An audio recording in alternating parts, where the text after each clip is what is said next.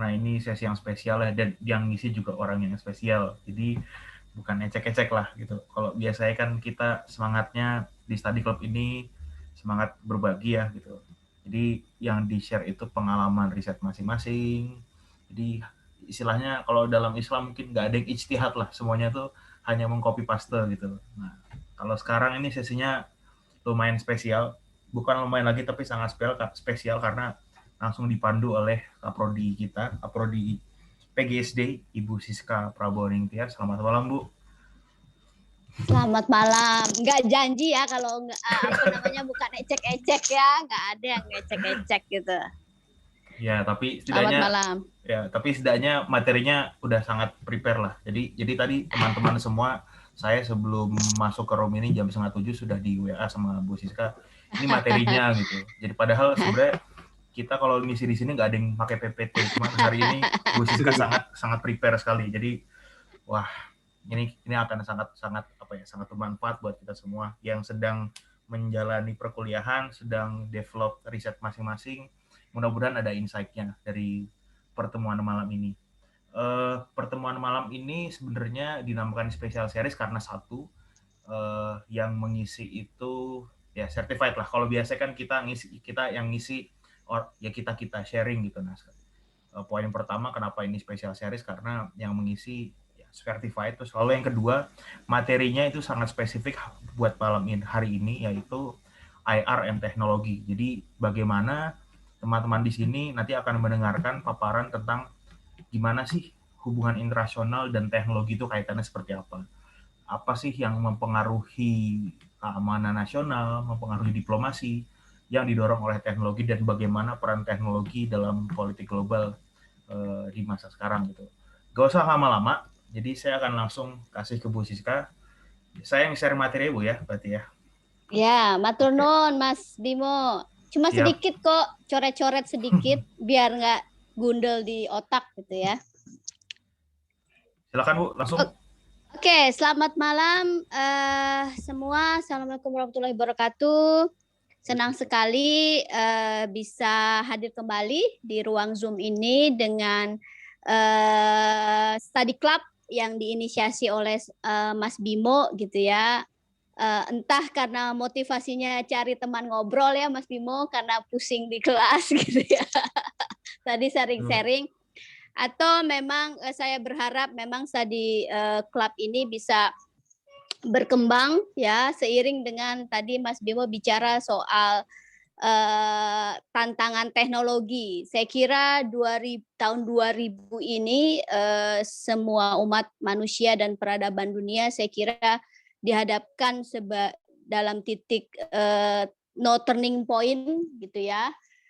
Ketika dibayangkan bahwa mobilitas manusia tiba-tiba harus di stop gitu karena kondisi alam nature yang memaksa manusia untuk berhenti sejenak gitu.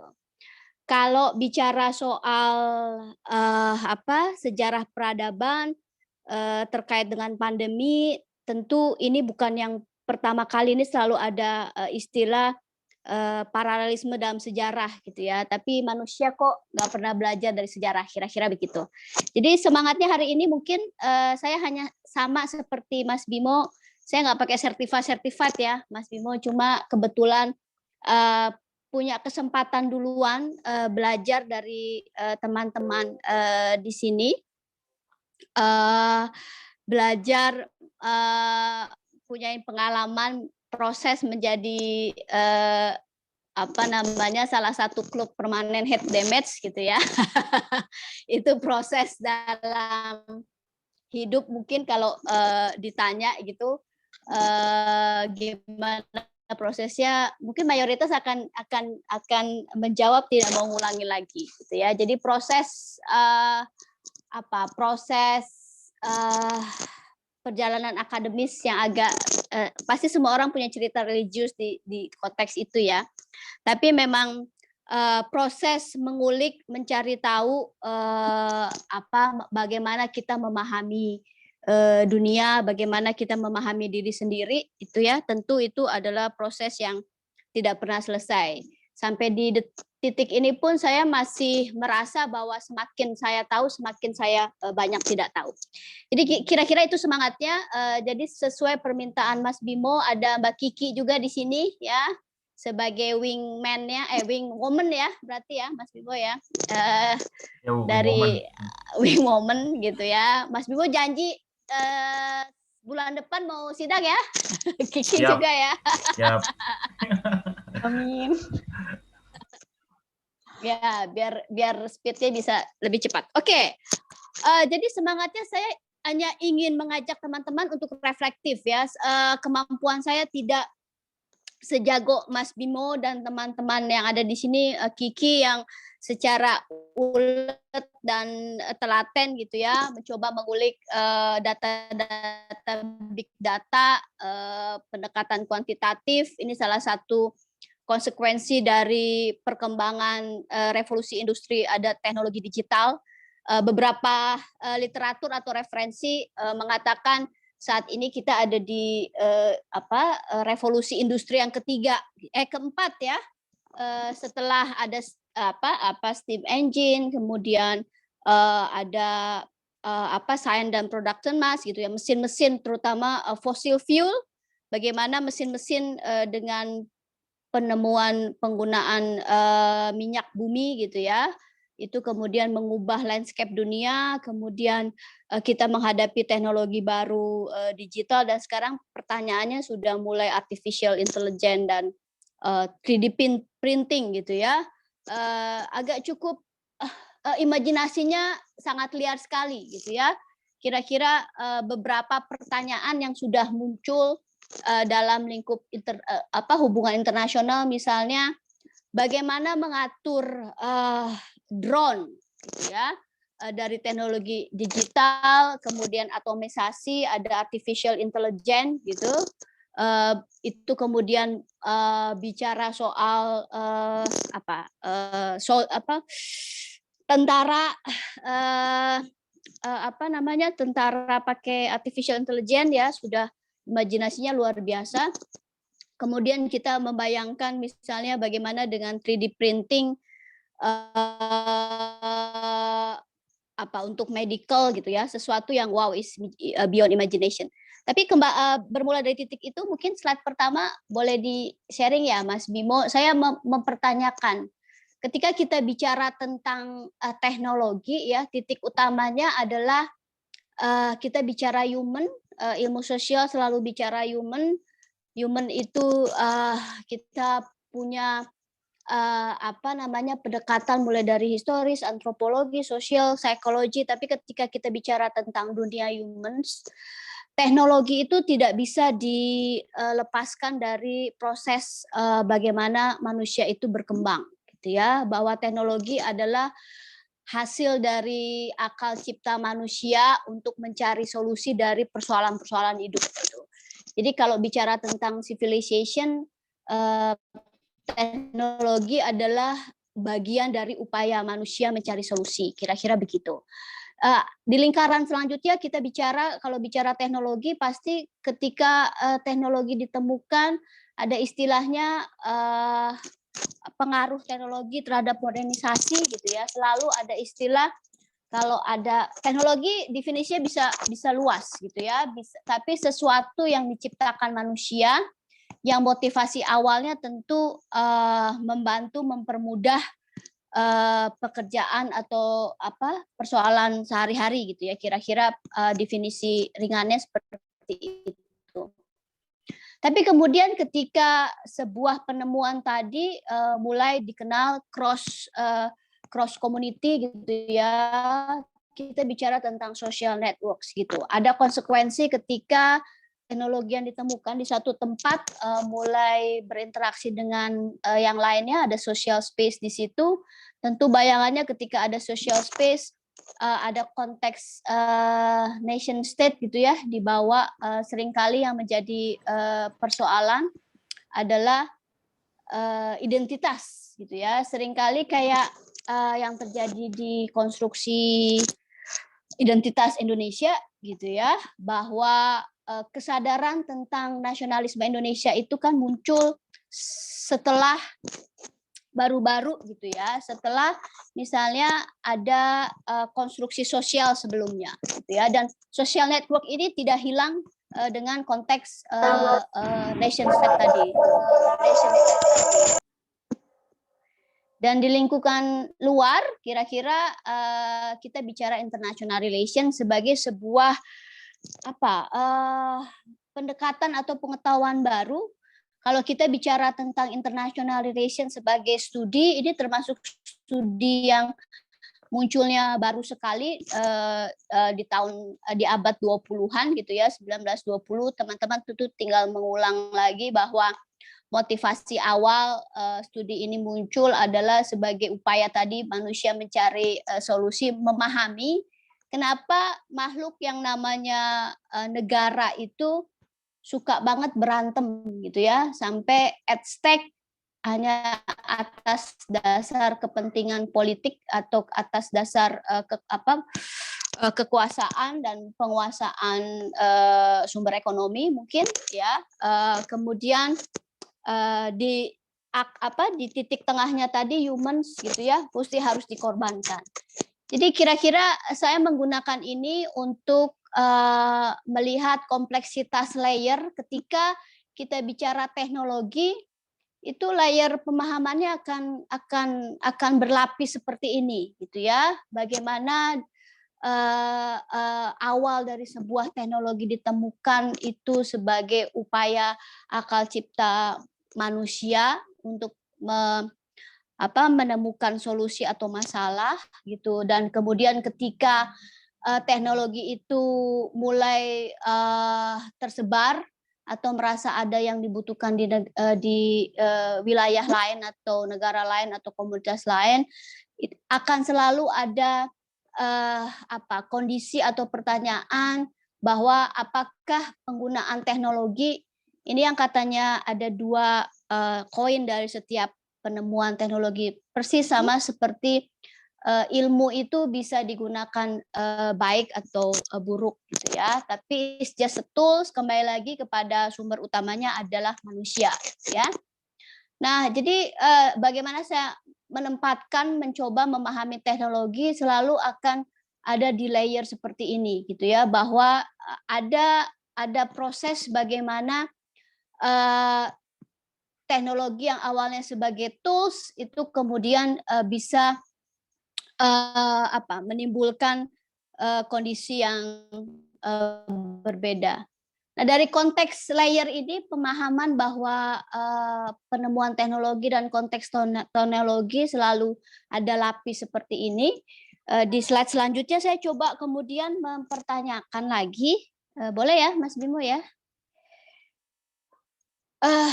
Ketika kita bicara teknologi, seringkali selalu ada dua pertanyaan fundamental yang mendasar yang selalu dijadikan bukan dijadikan, bahkan seringkali menjadi sumber perdebatan terkait dengan teknologi tadi. Pertanyaan mendasar tentang baik buruk sebuah teknologi gitu ya. Misalnya ketika ada penemuan teknologi steam misalnya ya, mesin uap gitu di awal-awal, yang kemudian biasanya kapal-kapal dari Eropa itu berbulan-bulan datang berlayar gitu ya dengan steam engine, itu bisa mengcut waktu dan efisiensi.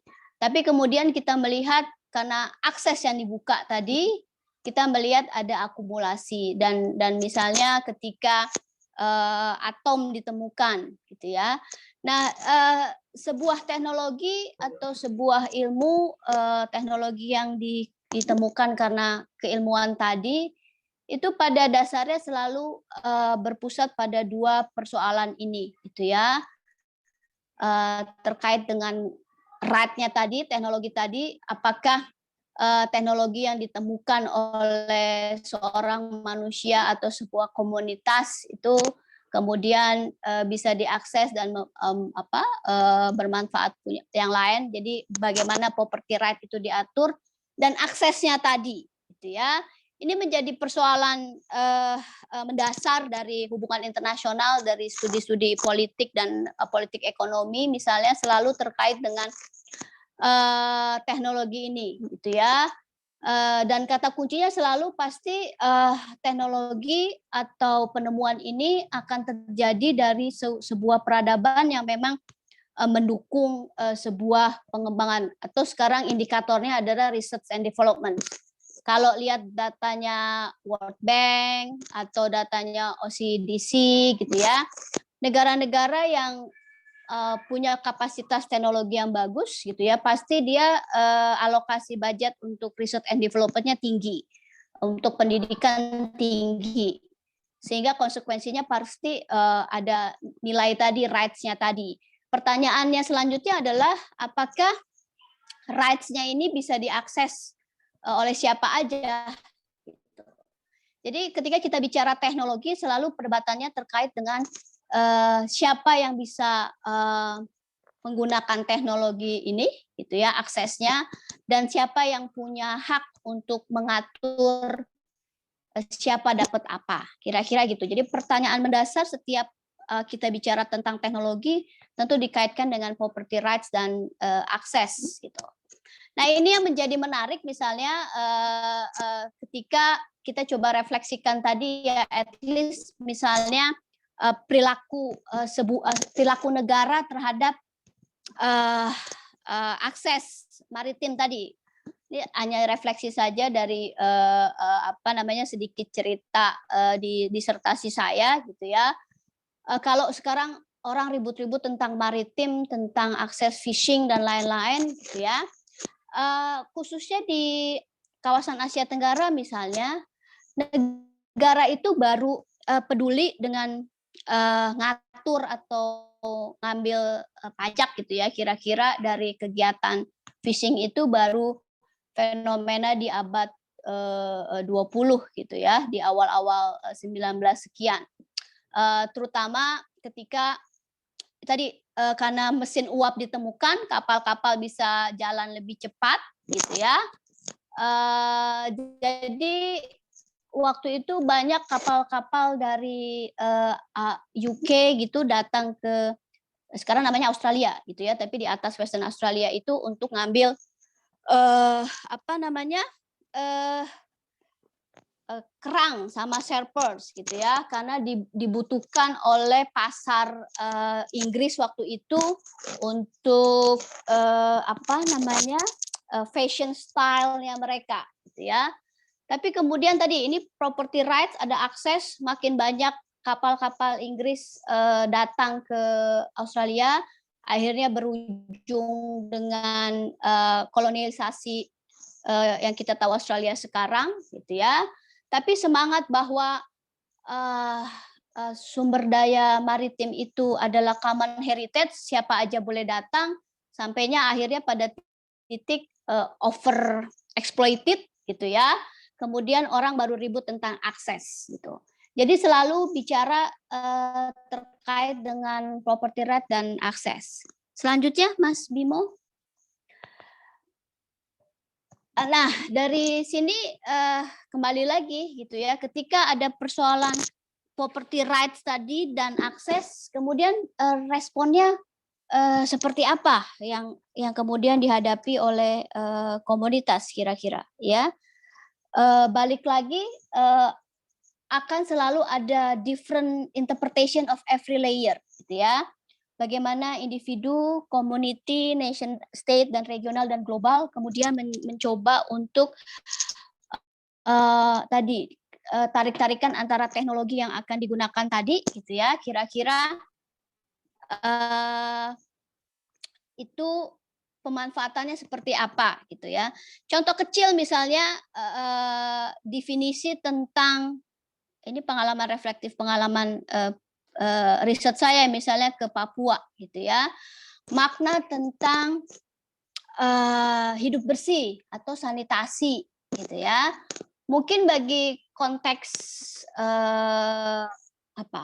Jakarta atau Westerns gitu ya, hidup bersih itu termasuk misalnya mandi 3 kali atau punya kamar mandi gitu ya.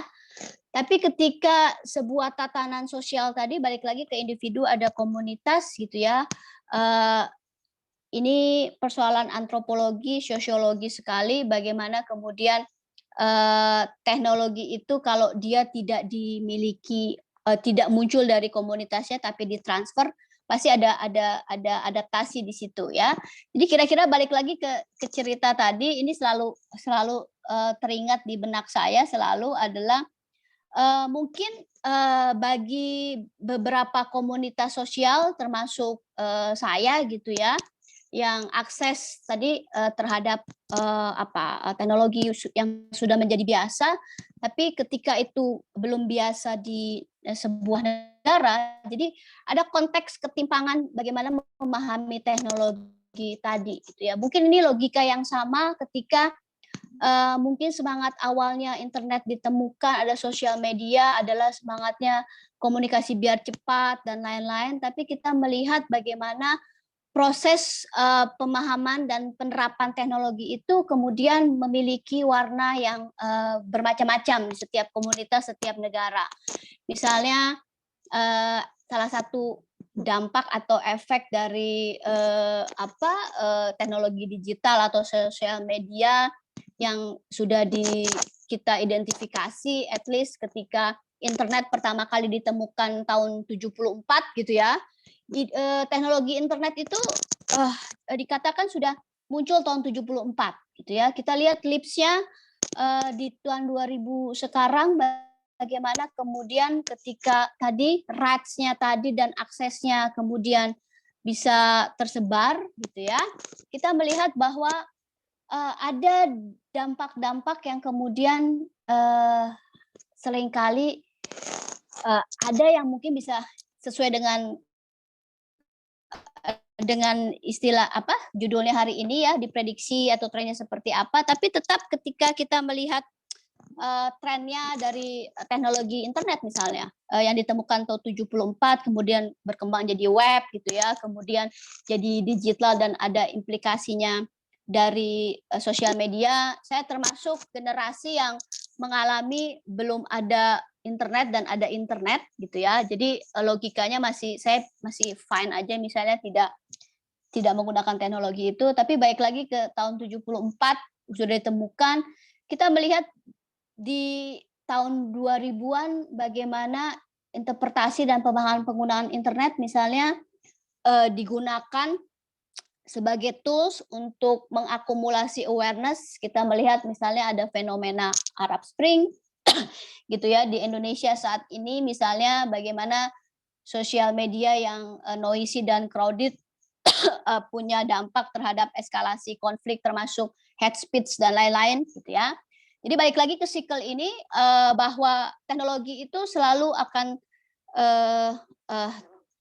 bergerak transcend gitu ya, dari humans, komunitas, nation state, kemudian ada konteks regional dan global.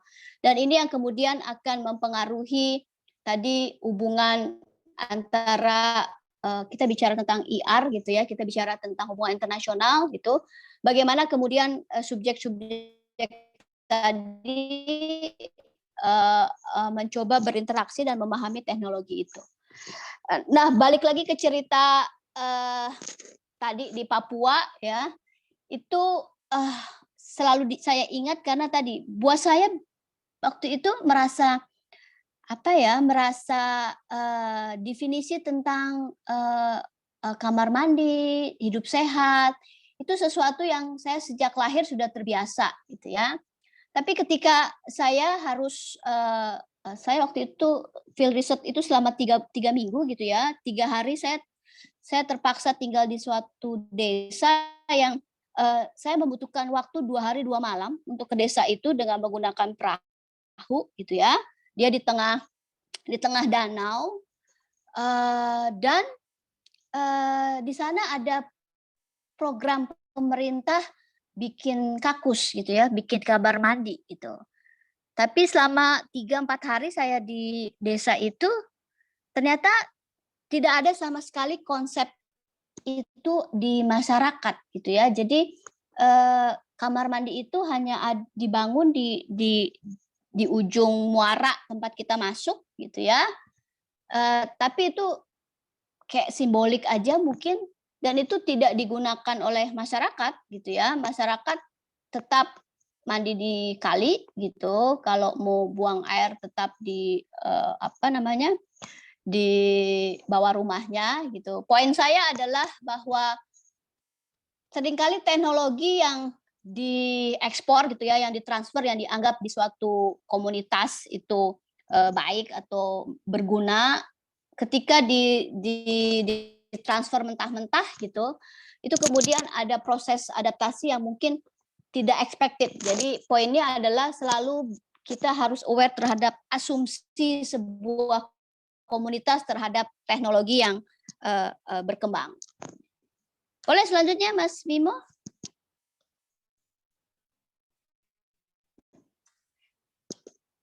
Di sini kemudian ini tadi gitu ya, dari kesadaran bahwa setiap teknologi itu ada proses layer bagaimana penerimaan suatu masyarakat. Kalau kita bicara di hubungan internasional, prakteknya akan selalu dihadapkan seperti ini gitu ya. Apakah penerapan penggunaan teknologi itu akan selalu bersifat konflik? Seringkali kenapa konflik tadi?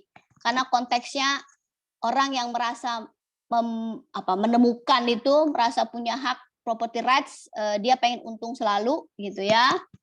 Selalu ada cerita Indonesia negara kaya raya gitu, tapi karena teknologi belum ada, kita tidak bisa memanfaatkan gitu ya. Nah, ini selalu ada konteksnya dalam praktik ketika kita bicara terkait dengan diskusi teknologi dalam konteks hubungan internasional, selalu dihadapkan dalam praktek seperti ini gitu ya. Apakah teknologi ini akan terakumulasi dalam konteks zero sum game gitu ya. Kalau zero sum game pasti konteksnya nanti ujung-ujungnya misalnya war dan lain-lain gitu ya, atau kemudian ada harmoni atau win-win solution gitu. Kira-kira ngebayangin ini, saya selalu ingat konteks ketika Chamberlain ya, kalau nggak salah, kemudian sepakat untuk perjanjian dengan Hitler waktu itu, akhirnya dia dalam titik tidak membayangkan bahwa yang dia anggap itu sebagai win-win solution, ternyata Hitler tetap saja menyerang Cekoslovakia dan go beyond that, yang akhirnya berujung kepada Perang Dunia Kedua. Dan upaya tadi studi HI di awal untuk memahami tentang perang itu jadi enggak ini. Tapi ini konteksnya. Jadi ketika kita bicara tentang tren dan prediction gitu ya, kemunculan suatu teknologi pasti akan disikapi dengan sikap-sikap, apakah ada selalu ada akan mengakumulasi hak propertinya tadi dalam konteks zero sum game. Aku pengen menguasai semua, pasti itu konteksnya konflik gitu ya. Atau misalnya dalam konteks tadi semangat awalnya bahwa teknologi ini harus kemudian membawa kebaikan bagi dunia sehingga harus harmoni dan lain-lain. Ini akan selalu menjadi fenomena dan titik ketika kita memahami tentang konteks internasional. Selanjutnya ini hanya refleksi ya dari apa yang terjadi dalam konteks sekarang, sudah masuk. Saya kira nanti tolong saya dikoreksi bahwa kita dihadapkan dengan revolusi industri yang keempat gitu ya. Kenapa disebut revolusi industri? Karena teknologi ini kemudian ada proses manufacture mekanisme yang menggantikan kerja manusia gitu ya.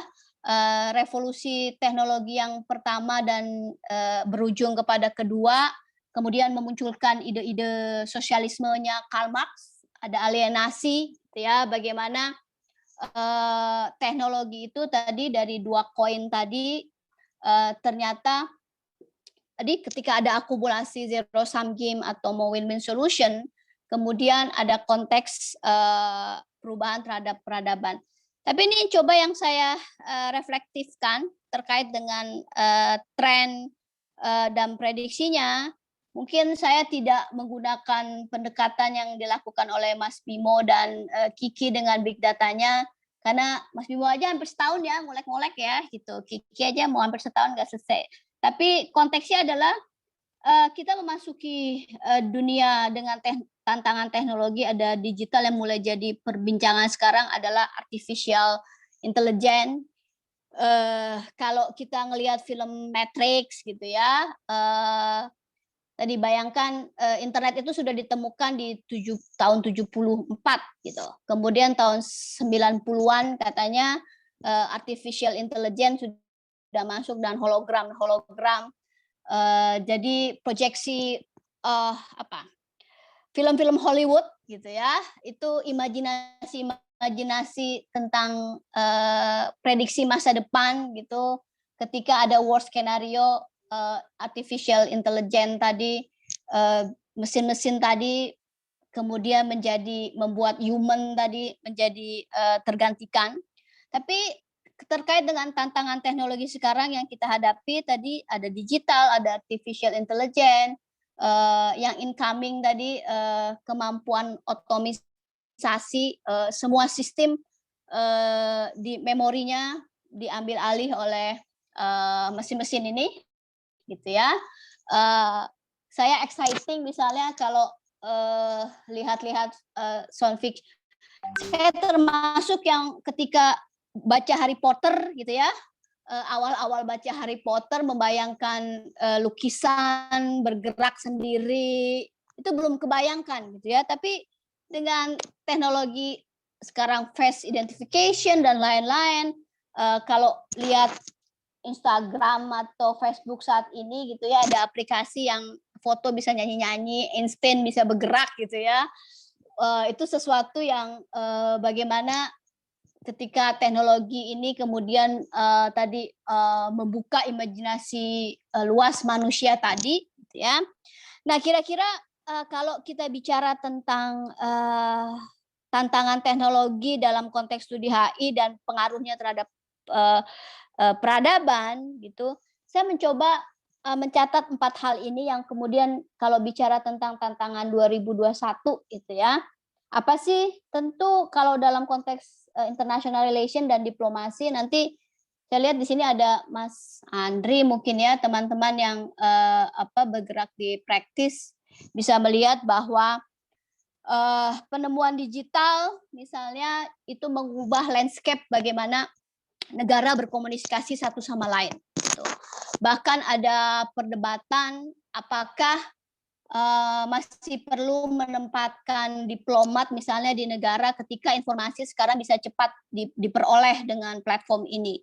Tapi tentu ketika kita bicara tentang informasi atau konektivitas gitu ya, ada diskusi menarik kalau teman-teman tertarik misalnya diskusi antara siapa yang punya Facebook tuh si Mark Zuckerberg sama si Hasari itu bicara bahwa semakin connectivity itu menguat gitu ya, itu ternyata semakin konflik identitas atau ketidaksepahaman itu jadi daily fenomena gitu ya. Nah, jadi dalam konteks diplomasi dan international relations, the function of diplomacy, saya kira foreign minister, kedutaan besar gitu, yang jalur-jalur official pasti mengalami tantangan luar biasa untuk bagaimana menangani validitas sebuah informasi. Tadi apalagi misalnya teknologi digital ini yang dengan byte itu bisa melakukan copy paste atau mengedit gitu ya dalam kecepatan. Jadi salah satu tantangan dari teknologi saat ini adalah waktu atau kecepatan itu jadi meter sekali, cepat gitu ya, dan itu kemudian mengubah struktur human tadi. Terus kedua juga kita melihat bahwa teknologi dengan eksploitasi terhadap lingkungan, kita melihat ada tantangan COVID, Saya kira ini tahun 2021 gitu, negara-negara masih mencoba untuk, sekarang kita bicara tentang teknologi gitu ya, dengan health gitu. Seberapa cepat persoalan vaksin, distribusinya, siapa yang akan menguasai, itu tentu akan menjadi tantangan, terutama Amerika dengan kepemimpinan baru. Ini yang menjadi persoalan utama dengan reflektif dari persoalan pandemi COVID tahun 19 ini adalah yang jadi concern utama dalam studi HI adalah ternyata asumsi dasar gitu ya, asumsi yang sebelumnya diyakini bahwa negara yang sistemnya baik, negara besar demokrasi itu belum tentu mempunyai kapasitas yang efektif ketika menghadapi tantangan baru gitu ya, seperti COVID-19 gitu. Ada semacam concern bahwa terutama jika dikaitkan dengan contoh Amerika Serikat, demokrasi yang terbesar, ternyata kapasitas negaranya malah runtuh ketika dihadapkan dengan tantangan baru ini, dan kemudian ada narasi-narasi bahwa ternyata Cina lebih efektif, lebih cepat gitu ya. Jadi itu tantangan di 2021. Kita melihat juga apa yang terjadi di regional dengan apa yang terjadi di Myanmar. Mungkin sebagian besar orang tidak menyangka is coming gitu ya, bahwa militer di sana masih mempunyai kepercayaan diri yang luar biasa untuk kemudian dalam konteks darurat sekarang gitu, itu kemudian ingin against public opinions gitu ya, atau enggak public perception gitu. Dan terakhir tentu ada persoalan global chain supply. Kenapa ini menjadi matters gitu? Karena teknologi-teknologi baru ini kemudian berkembang dan tadi pengaruhnya terhadap dunia kerja gitu ya. Jadi pasti 5 tahun belakangan ini World Economic Forum misalnya sudah banyak mengeluarkan riset gambaran bahwa nanti bakal ada pekerjaan-pekerjaan yang sekarang ada jadi tidak ada gitu ya. Kita akan bicara tentang bagaimana teknologi baru ini akan mengubah apa yang dibutuhkan manusia gitu ya. Beberapa yang sudah mulai menjadi diskusi misalnya terkait dengan currency gitu. Kemudian apakah di dunia di teknologi ini yang kemudian menciptakan ruang baru cyber tadi itu perlu dipajakin juga gitu ya. Bagaimana kemudian terkait dengan kejahatan yang terjadi di ruang ini. Jadi ada konteks global chain supply ini akan berubah terkait tadi dengan akses dan rights-nya tadi gitu ya. Kalau kita bicara tentang cyberspace atau bicara tentang cyber security gitu, sekarang ada 2 platform yang ada di dunia ini gitu ya. Prosesnya adalah bahwa model Cina yang hardware-nya atau teknologinya benar-benar dikuasai oleh negara, baik right-nya atau aksesnya gitu ya.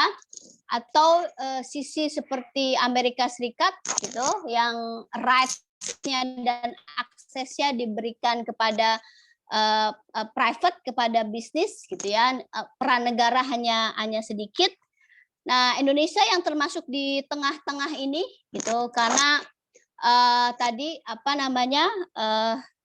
termasuk negara yang research and development-nya belum dianggap penting, budgetnya sedikit gitu ya. Jadi bicara soal right, kita termasuk resipien dari teknologi-teknologi tersebut gitu, sehingga ada ketergantungan dari negara-negara yang memang menjadi pusat penguasaan teknologi tersebut gitu ya. Nah, jadi kira-kira kalau kita bicara tentang tren dan prediksinya tadi, Setidaknya ada 4 hal ini yang saya kira dalam konteks studi HI akan menjadi diskusi panjang gitu ya, sejauh mana kemudian kemampuan negara merespon teknologinya, apakah mana yang baik, mana yang tidak buat negara tersebut, dan ketika itu kemudian dihadapkan terhadap tantangan lingkungan, karena ini ada salah satu diskusi juga bahwa eh, speed yang sangat luar biasa dari revolusi industri ini kemudian menyebabkan dunia atau lingkungan atau alam ini udah over kapasitas, persoalan climate change gitu udah dari tahun 70-an muncul. Ini dalam titik ketika keseimbangan alam mulai terganggu, dan ketika ada konteks pandemi, walaupun di tahun 1918 dunia pernah dihadapkan dengan konteks ini, tapi kalau kita lihat sejarah sebelumnya, ya 1918 ada istilah pandemi flu Spanyol, ya. Waktu itu ceritanya tidak terlalu dianggap serius karena juga pas ada perang dunia gitu ya. Tapi setidaknya kalau kita melihat runtutan sejarah, 1918 ada pandemi, tidak ditangani secara efektif, kemudian akhirnya ada perang, dunia mengalami resesi global gitu ya, tahun 30-an dan lain-lain, dan akhirnya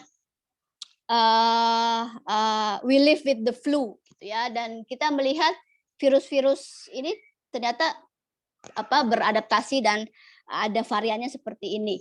Kira-kira kita harus hidup berdamai lah ya dengan varian-varian flu ini. Dan terakhir, di slide terakhir saya hanya akan menutup dengan konteks ini saja, bahwa ketika kita bicara tentang tren dan prediksi tahun 2021 ini dikaitkan dengan teknologi, persoalan utama dari teknologi dalam studi HI adalah balik lagi ke konsep kedaulatan, kapasitas negara, dan state function.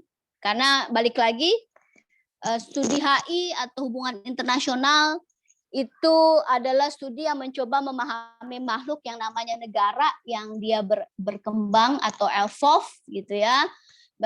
Bagaimana kemudian konsep kedaulatan, kemampuan negara untuk menentukan apakah teknologi ini baik atau tidak buat negaranya, dan apakah kemudian negara bisa mengantisipasi dampak dari penggunaan teknologi tadi sebagai tools untuk mencari solusi dalam kehidupan manusia. Jadi 2021 saya kira masih akan berfokus terhadap bagaimana negara di dunia ini mencari pola memvaksinasi dan menurunkan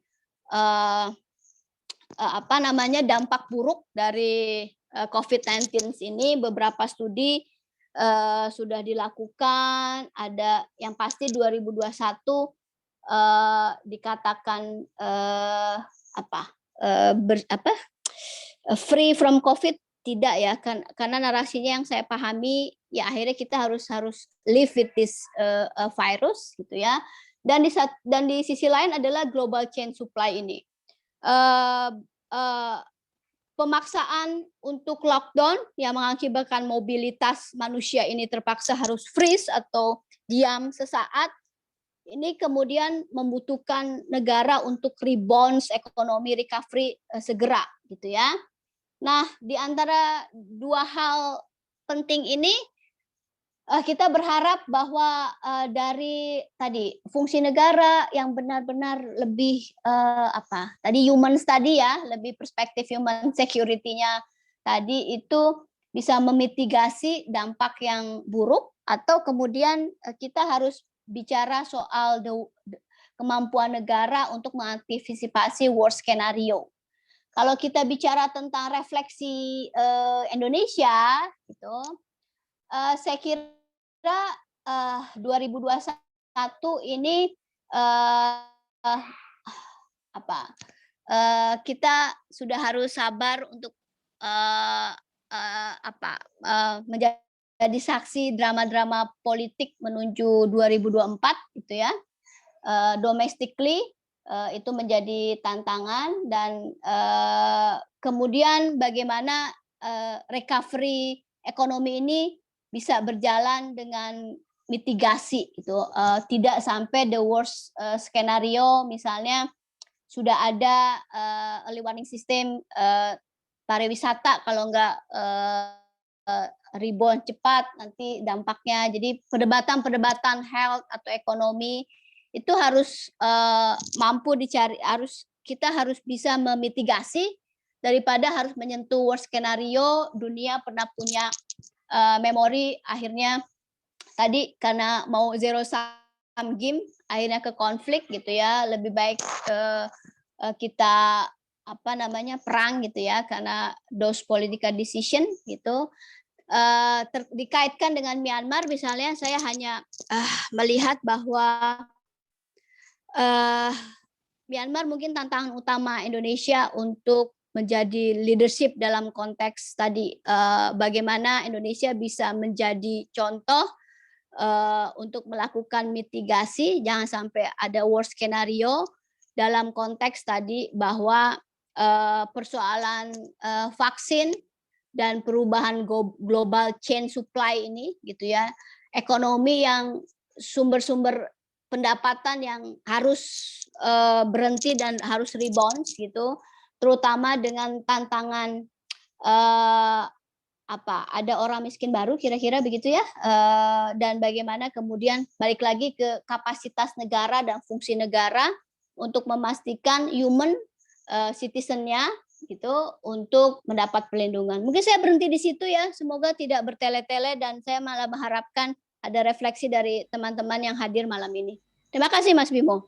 Sama-sama, terima kasih Bu Siska atas pemaparannya. Jadi izinkan saya pertama kali ini mewakili teman-teman untuk memberikan refleksi. Jadi versi saya sendiri. Jadi kalau tadi teman-teman lihat pemaparan Ibu Siska, yang di-stress di situ adalah teknologi mungkin tidak selalu sesuatu yang berhubungan dengan digital. Itu the key point. Tidak harus sesuatu yang berhubungan dengan internet atau handphone atau elektronik, tapi teknologi itu poin utamanya adalah pada saat manusia itu memiliki upaya untuk solving the problem di society. Jadi seperti tadi contoh sanitasi, walaupun itu sama sekali tidak ada internetnya, sama itu tidak ada electricity-nya. Cuman sanitasi itu sebenarnya ada teknologi yang mengatasi masalah perairan di masa dan kebersihan di masa di waktu itu di tempat itu. Nah, jadi itu poin utamanya, sehingga karena definisi teknologi ini sangat luas, teman-teman bisa pahami bahwa dalam sejarah dunia itu banyak sekali perkembangan teknologi yang ternyata mempengaruhi tataran global. Misalkan contoh adanya nuklir gitu. Adanya nuklir itu kan sebenarnya hanya awal dari solusi electricity. Tapi teman-teman tahu semua bahwa nuklir ternyata menjadi penyebab berakhirnya perang dan menjadi salah satu bargaining power bagi beberapa negara yang pada akhirnya terjadi balance of power di situ. Itu karena adanya teknologi yang awalnya itu didorong untuk menciptakan solusi bagi kehidupan manusia. Lalu kalau kita tarik ke konteks kekinian yang lebih kontemporer, teknologi data. Teknologi data kan artinya teknologi pengolahan informasi. Yang tadinya informasi sangat banyak sehingga manusia kesulitan untuk mengambil sintesis atau mengambil kesimpulan sebenarnya apa sih yang saya, misalkan saya pengen googling satu hal gitu, realisme misalkan, terlalu banyak informasi di internet sehingga Google membuat teknologi data bernama algoritma namanya PageRank gitu. Jadi informasi yang paling banyak diklik adalah informasi yang paling dianggap informasi yang paling banyak diklik itu adalah informasi yang paling dianggap yang paling valid gitu. Nah, itu adalah teknologi data. Yang ternyata teknologi data itu yang berupa algoritma ternyata di pemilu Amerika Serikat sebelum era Joe Biden ini waktu Donald Trump menang itu mengakibatkan fenomena yang kalau teman-teman bisa lihat filmnya di Netflix itu yang The Social Dilemma, terus ada Cambridge Analytica di mana ternyata penggunaan media sosial yang usernya itu multinasional yang setiap kita melakukan likes, kita melakukan komen, itu kita menyumbangkan sesuatu, menyumbangkan data ke algoritma Facebook. Yang data itu ternyata dipakai untuk pemenangan tuh salah satu calon gitu. Jadi sebenarnya teknologi yang sifatnya algoritma itu logikanya globalitas justru mempengaruhi lokalitas gitu. Pengguna global ternyata mempengaruhi politik lokal gitu. Nah, itu yang bisa saya tarik, yang bisa saya refleksikan dari Bu Siska selain insight spiritualnya di awal tentang PhD tentang permanent head damage, ternyata ada sisi-sisi di mana PhD itu membuat manusia mencoba memahami diri sendiri dan di mana tempatnya gitu. Nah, sebagai refleksi dari saya terakhir sebelum saya buka sesi pertanyaan, tadi yang menarik juga adalah soal trend and prediction. Jadi ada beberapa trend and prediction yang sudah di-mention, seperti sekarang era teknologi informasi. Lalu tugas utama seorang diplomat di luar negeri itu adalah acquiring information. Tapi informasi sebenarnya sudah tidak se-restricted itu. Lalu apa fungsi diplomat di era sekarang gitu? Apakah seorang diplomat juga harus menggunakan teknologi-teknologi data atau teknologi informasi yang ada?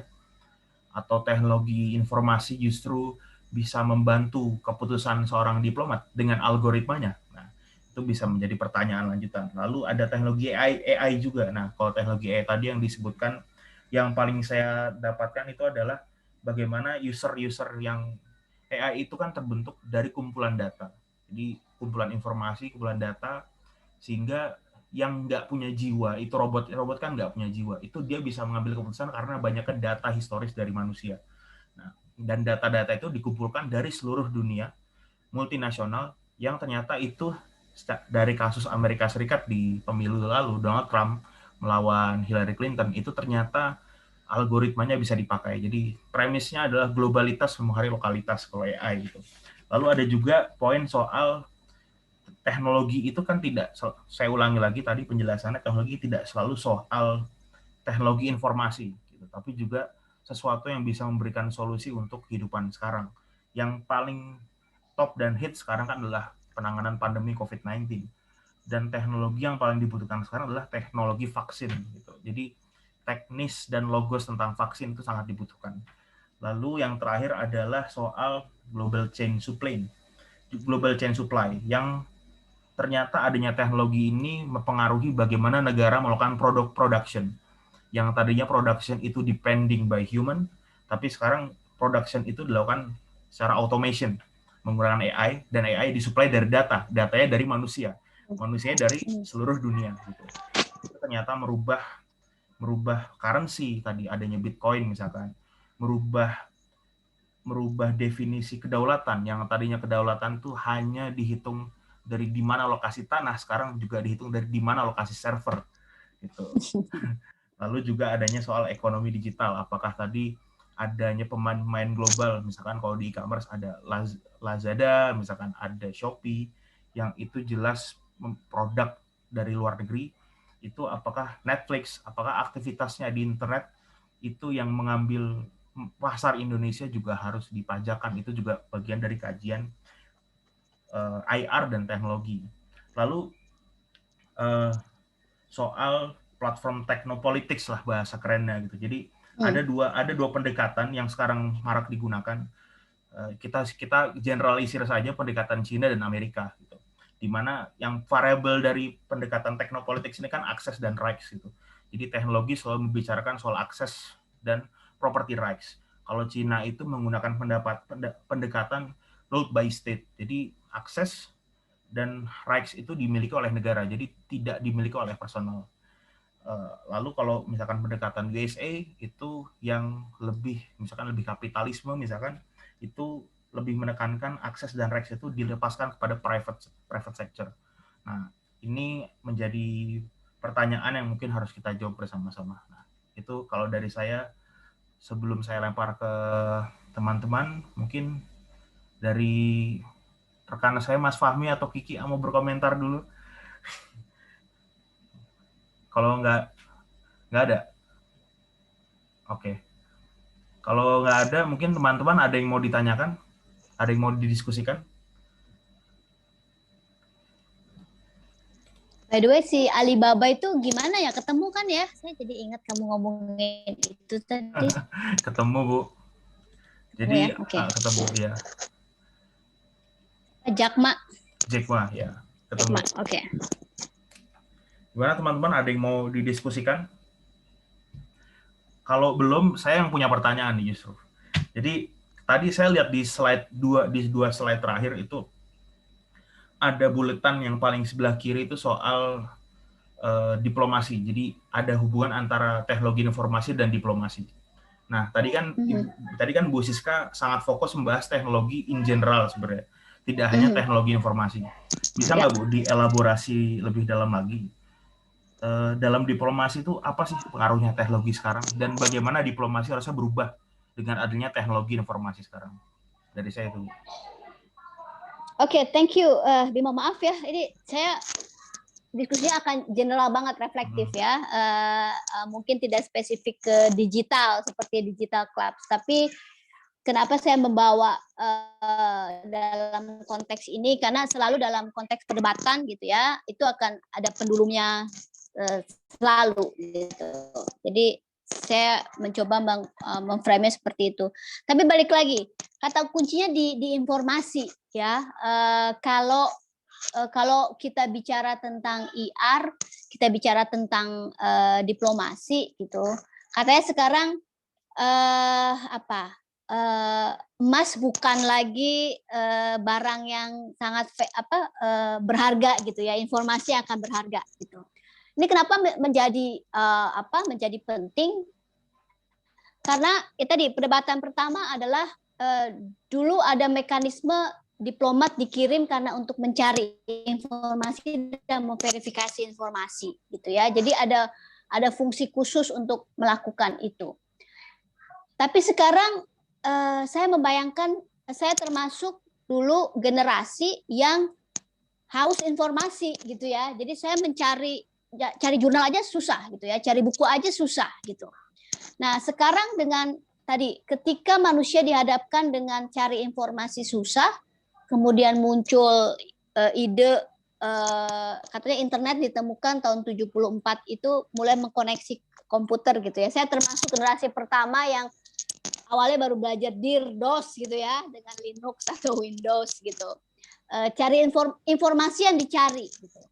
Nah, ketika itu kemudian sudah bisa disolusikan, jadi ada sebuah teknologi byte gitu ya, internet digital yang bisa dia memorise, mengcopy gitu dan memperbanyak informasi tadi gitu ya. Bayangkan dulu ketika mesin Gutenberg, mesin cetak ditemukan gitu ya, itu kan tetap harus ada fisiknya ya, dikirim, ada mobilitas manusianya gitu. Nah, sekarang teknologi digital internet ini semakin menghilangkan fungsi itu ya, fungsi manusianya dihilangkan gitu. Jadi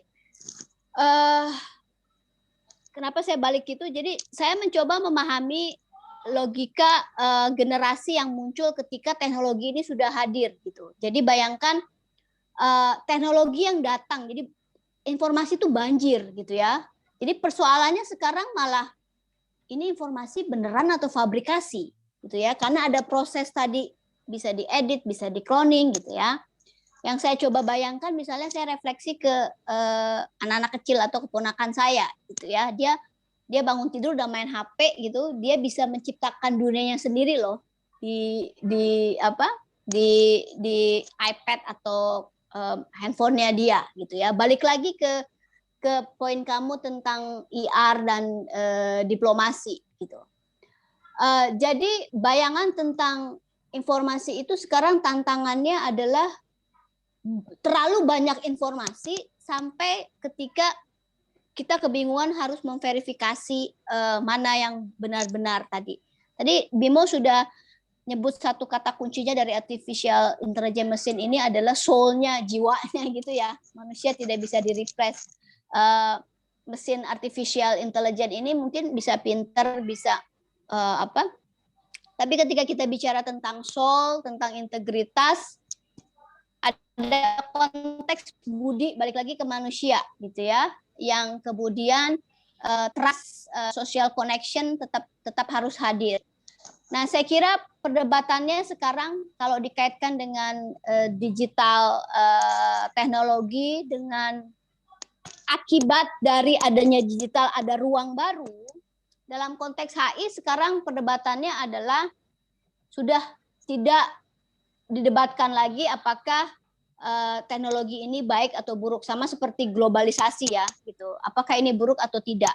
Teknologi ini sudah ada sebagai realitas gitu. Akhirnya kita melihat bahwa dalam praktek diplomasi, kalau dalam konteks digital diplomasi itu pengertiannya lebih dalam penggunaan teknologi tersebut ya, terutama sosial media, komunikasi yang sebelumnya kepala negara udah yang sebelumnya telepon-teleponan sekarang udah lebih cepat gitu ya. Jadi kira-kira komunikasi bisa lebih cepat gitu. Layernya bisa lebih dipotong banyak gitulah kira-kira. Nah, di satu sisi akibat dari adanya digital tadi ada ruang baru yang konsep tadi kata Bimo kedaulatan sovereignty dasar negara yang namanya teritori. Ini ada ruang yang namanya cyber gitu. Ini teritorial siapa? Identitasnya gimana gitu ya. Tadi kamu bilang bagaimana sih mengidentifikasi pelaku di ruang cyber ini gitu. Ini masih menjadi diskusi, belum ada hukum atau konsensus tentang bagaimana mengatur kedaulatan di ruang ini gitu ya. Beberapa yang sudah menjadi concern saat ini misalnya terkait dengan misalnya cybercrime gitu-gitu. Itu teknisnya nanti mungkin teman-teman malah lebih bisa bicara lebih banyak. Misalnya pelaku kejahatan pasti identifikasi pertamanya misalnya lewat IP protokol gitu ya. Kemudian dilihat lagi warga negaranya seperti apa. Tapi dikaitkan dengan IR, sekarang tantangannya adalah negara harus mengatur ruang cyber ini, bagaimana ngontrolnya gitu. Ketika otomisasi tadi gitu, salah satu contohnya misalnya perang sekarang udah di cyber war gitu ya, bagaimana ngadepin cyber troops dan lain-lain. Jadi dalam konteks informasi sekarang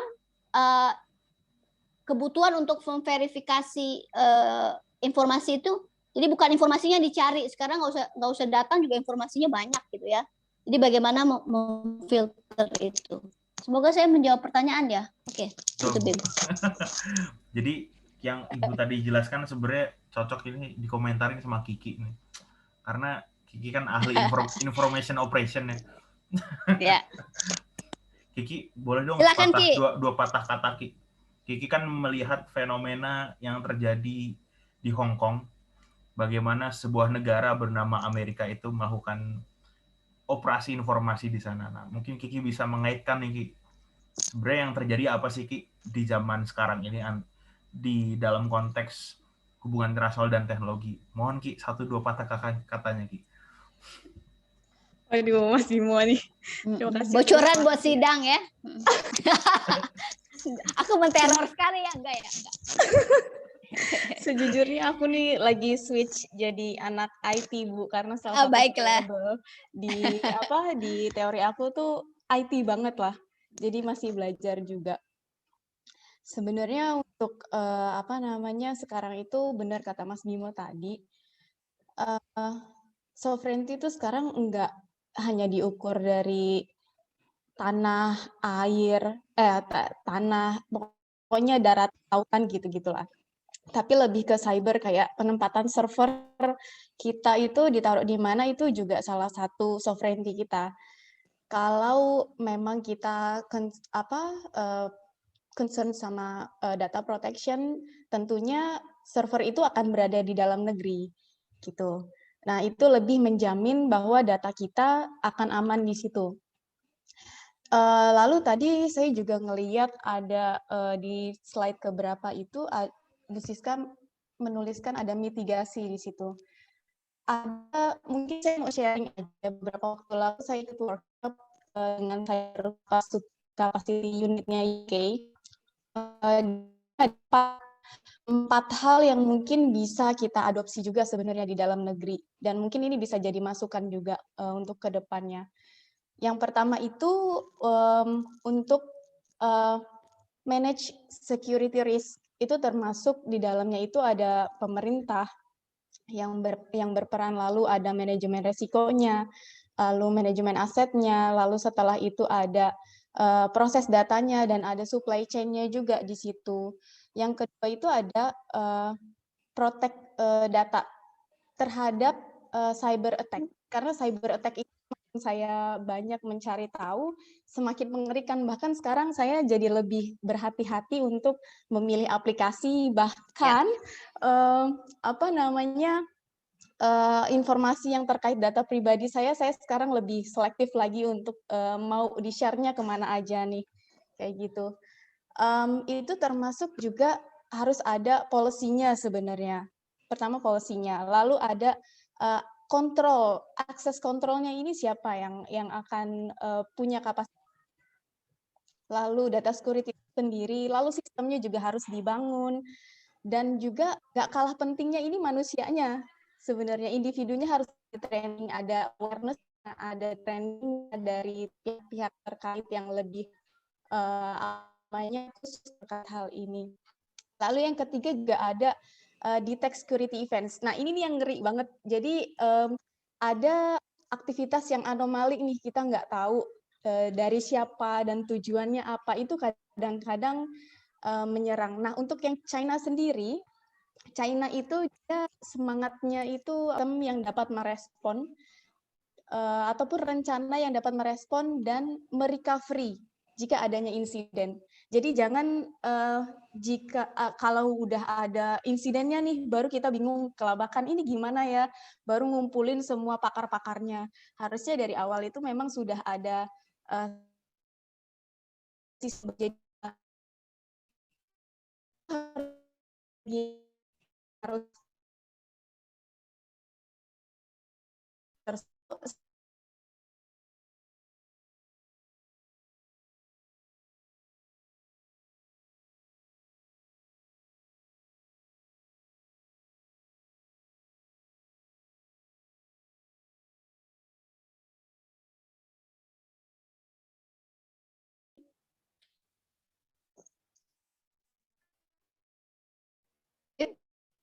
Kayaknya koneksi saya tadi mati deh. Keputus. Ini nih nggak secure. Ini salah satu contoh di negara kita.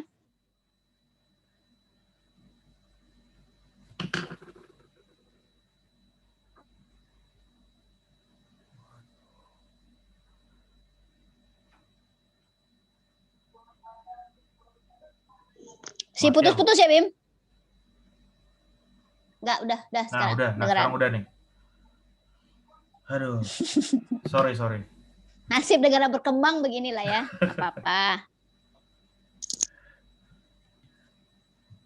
Tadi tuh kalau nggak salah Kiki tuh sampai detect security event ya. Yang China itu bisa bisa mendeteksi adanya ancaman sebelum ancaman itu benar-benar ada, tapi ini ada. Jadi preventif sifatnya kan gitu. Nah, jadi saya nggak bisa komentarin karena tadi terputus gitu.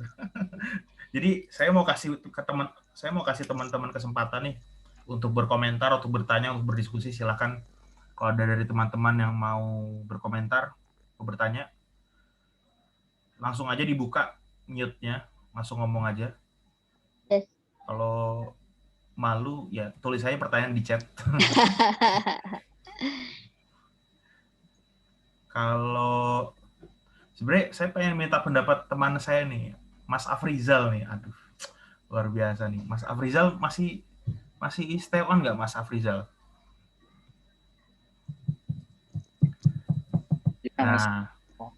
Nah ini kan mantap ini. Yes. Ya. Orang IT tadi ini ada pertanyaan mendasar tentang big data. Kita ngomong-ngomong tentang big data, apa itu big data? Coba lah yang orang IT sharing. Mas Afrizal sebagai orang yang menghabiskan 4 tahun S1-nya itu untuk 2 gelar, Menganggap untuk gelar sih.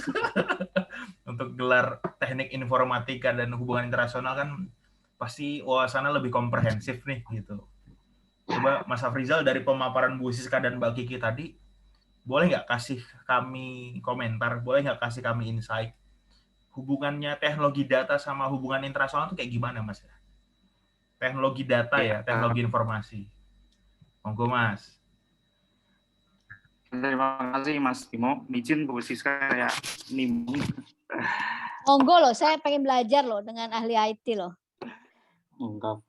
Ya, jadi sebenarnya yang sudah dibahas tadi pertama sama Bu Siska sudah menggambarkan ya bagaimana relasi, bagaimana adanya irisan antara kita sebagai penstudi hubungan internasional dengan kemudian teknologi. Tadi banyak disinggung soal tentang akses, tentang kemudian mempengaruhi global supply chain, dan ini kebetulan saya juga semester ini ambil tesis dan mirip-mirip dengan apa yang coba saya bahas di tesis saya tadi soal dibahas. Kalau saya kan tentang ini ya, tentang ekonomi digital juga. Nah, di situ saya akan mengambil teorinya Susan Strange. Dia kan menjelaskan 4 structural power itu ada knowledge, production, finance, dan lain sebagainya ya. Ya balik lagi tadi yang sudah dibahas sama Bu Siska bahwa pada akhirnya teknologi itu tergantung siapa yang menguasai dulu.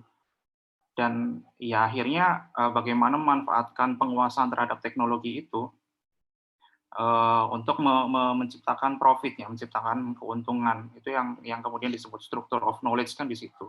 Siapa yang punya ilmunya, siapa yang punya teknologinya, siapa yang punya akses terhadapnya, informasi data itu yang akhirnya akan menguasai relasi ya, baik itu antar negara atau banyak negara.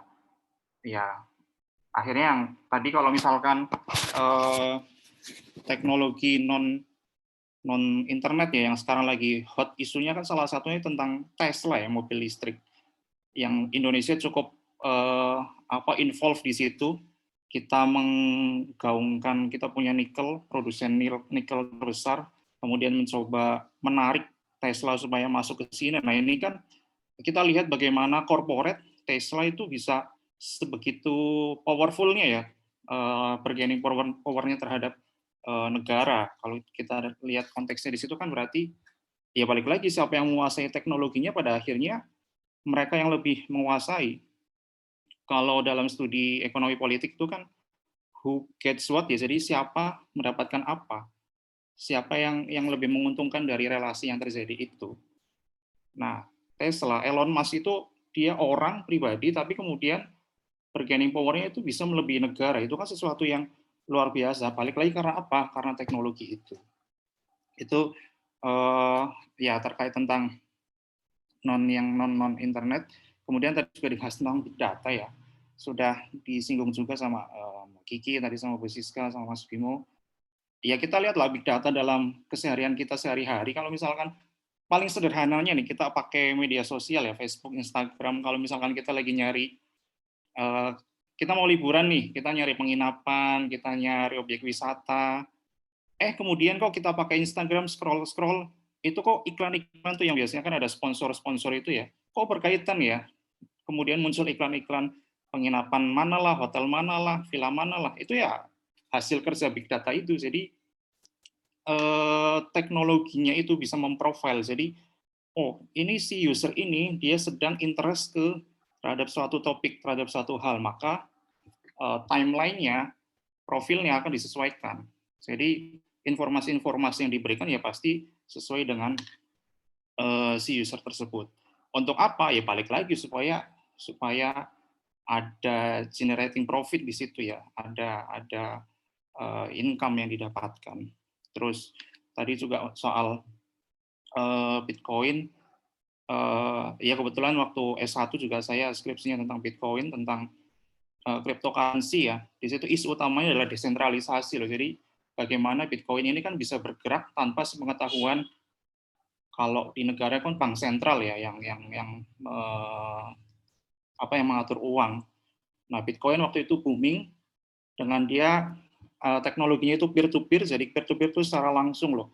Saya transaksi sama Mas Bimo ya hanya kita berdua yang tahu, tanpa diketahui oleh, kalau di Indonesia ya oleh OJK, oleh PPK, oleh Bank Sentral, itu lepas dari situ semua. Nah itu yang kemudian men-challenge, lah gimana kalau misalkan waktu itu Bitcoin berkembang, apakah ini bisa, ya kalau kita tahu Amerika Serikat itu sebagai superpower, sebagai hegemon, kan salah satunya karena US dollar ini yang menguasai dunia ya. Struktur keuangannya dia yang menguasai dunia lah. Kalau misalkan kondisi Bitcoin seperti itu, apakah dia bisa mendegradasi kekuatan Amerika Serikat? Salah satunya ya, karena finance-nya itu sudah tidak berjalan, seandainya memang Bitcoin itu menjadi mata uang internasional yang begitu superpower, ya apakah kemudian implikasinya bisa seperti itu? Sejauh itu kan itu sesuatu yang bisa dipertanyakan karena teknologi itu berangkat dari teknologi.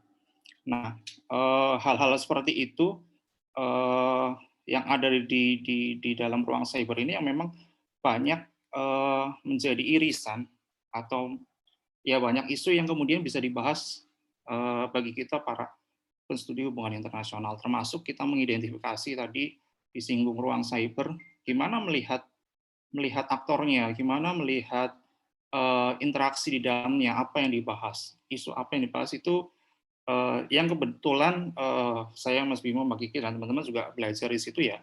Ya kita juga bisa kok menganalisis bagaimana aktor-aktor dalam ruang cyber itu berinteraksi, bagaimana kita mencari mendapatkan datanya, mendapatkan informasinya, apa yang dibahas, signifikansinya seperti apa, konteksnya dalam relasi-relasi, dalam isu-isu yang sedang berkembang dalam hubungan internasional apa, itu ya nanti yang mungkin kita belajar ya Mas, sama Mas Bimo dan teman-teman itu dalam study club ini. Mungkin demikian sih, Bu Siska. Terima kasih waktunya Mas Bimo, Mbak Kiki. Terima kasih. Tadinya saya pikir Afrizal ini karena background-nya orang IT dan HI ngomongnya teknologi banget gitu. Tapi ternyata lebih ekonomis ya orangnya.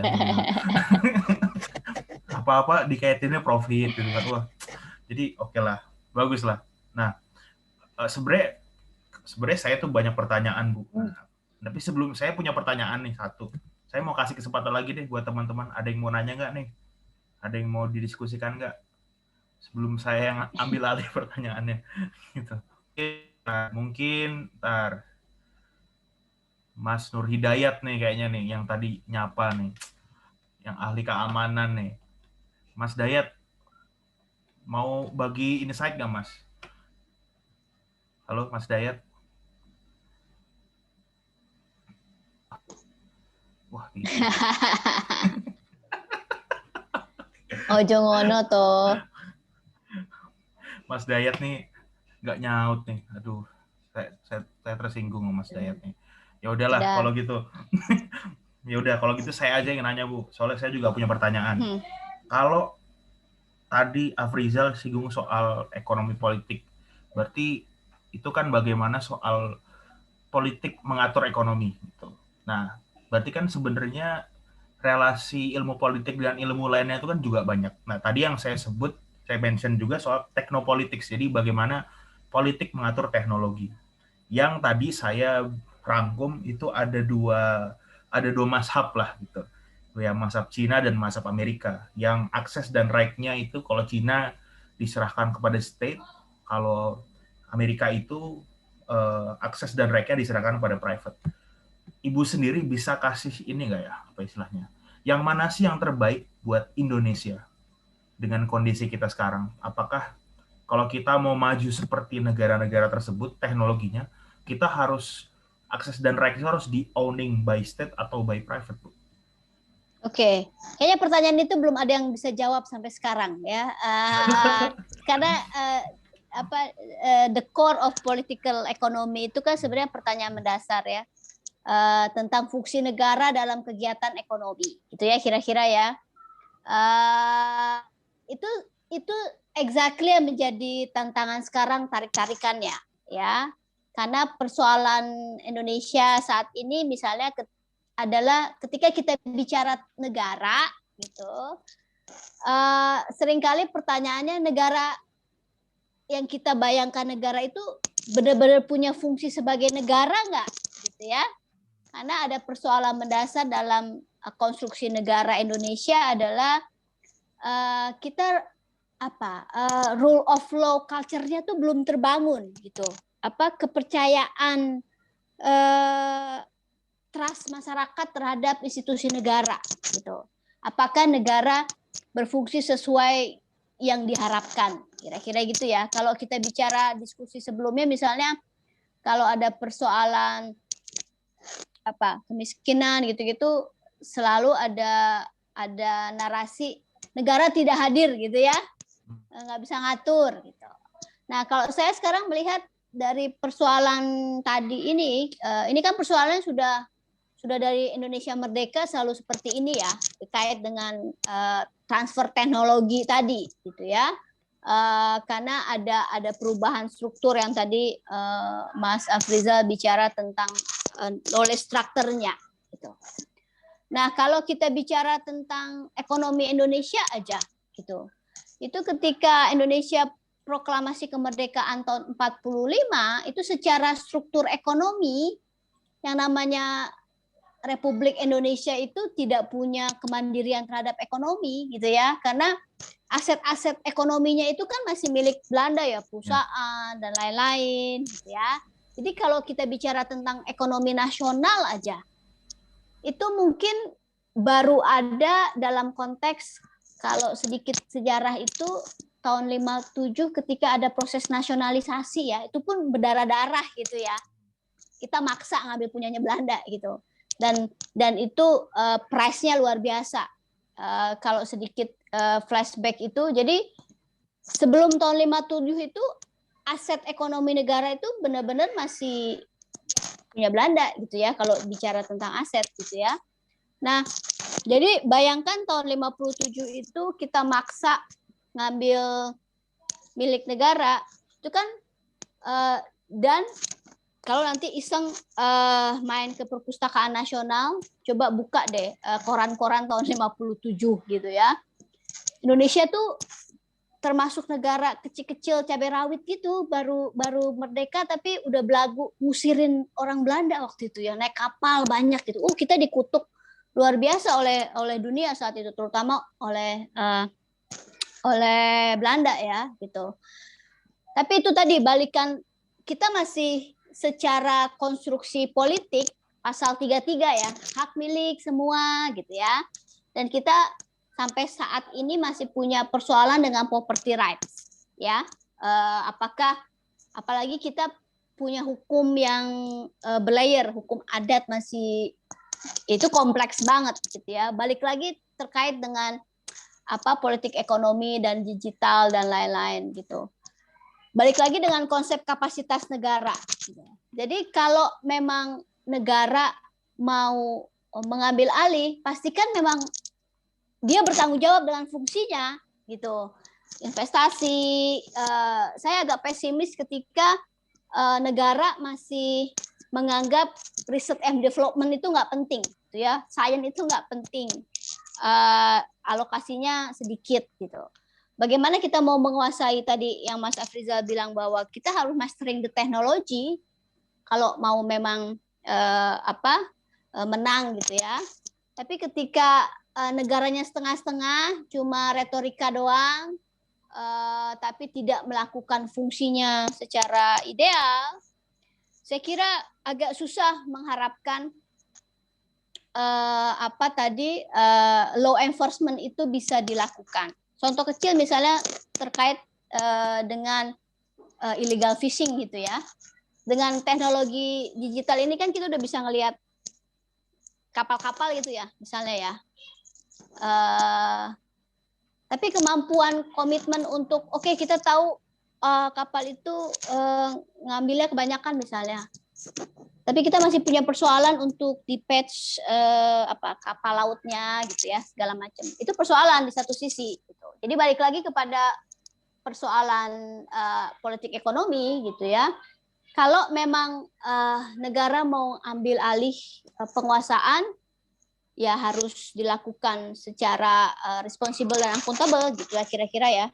Tapi kalau misalnya diberikan ke swasta, saya nggak tahu.